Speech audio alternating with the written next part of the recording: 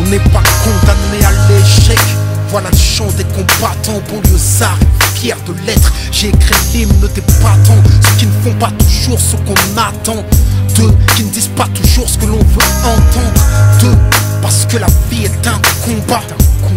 Pour ceux d'en haut comme pour ceux d'en bas. Si t'acceptes pas ça, c'est que t'es qu'un lâche.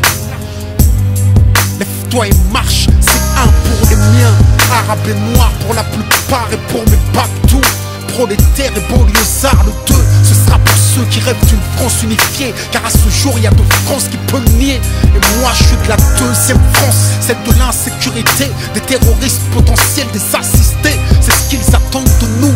Mais j'ai d'autres projets qui nous retiennent ça.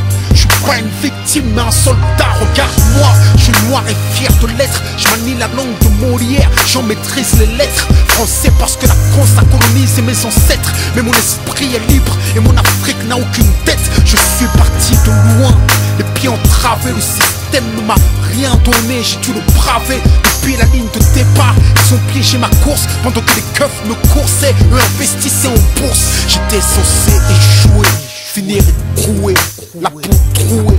Et si j'en parle la gorge nouée, c'est que j'ai nagé dans des eaux profondes sans bouée. J'ai le ghetto tatoué dans la peau, je rebelle comme écoué. Mais l'espoir ne m'a jamais quitté. En attendant des jours meilleurs, j'ai résisté.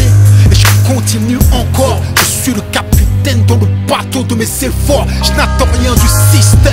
Je suis un indépendant. J'aspire à être un gagnant, tous les perdants. Parce qu'on vient de la banlieue. C'est vrai qu'on a grandi, non, les yeux dans les bleus, mais des bleus dans les yeux. Pourquoi nous dans les ghettos, eux à l'ENA, nous derrière les barreaux, eux au Sénat, ils défendent leurs intérêts et le de nos problèmes. Mais une question reste en suspens. Qu'a-t-on fait pour nous-mêmes?